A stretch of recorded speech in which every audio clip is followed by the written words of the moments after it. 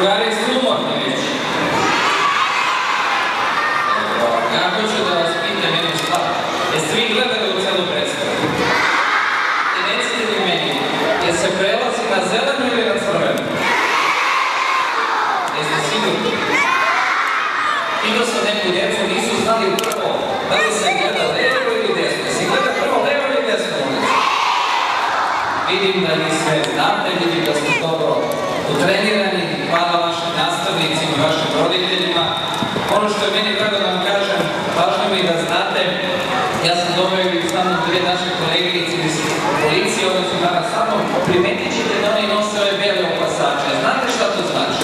To znači da rade u saobraćajnoj policiji.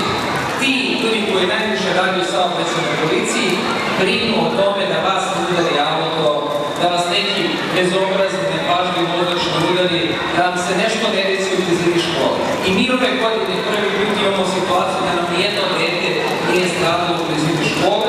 Za to se zahvaljujem Agenciji za bezbednost saobraćaja i svim ovim ljudima koji su naporno radili u opštini Voždovac i njenom predsjedniku.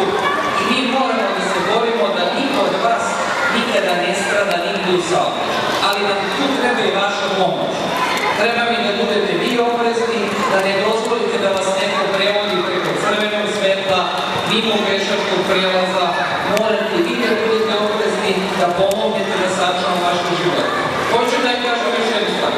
Kada vidite policiju na ulici, ako vam treba bilo šta, slobodno priđite policajcima, oni su tu, jednako i muškarci i žene, oni su tu da vam pomognu. Ako imate neki problem, slobodno ih pitajte, oni su tu da štite decu i da budu svoje drugare. Jeste zapamtili to? Dakle, policajci su tu zbog vas, štitimo vašu bezbednost i želimo vam srećno detinjstvo. Uživajte, srećno vam. Hvala.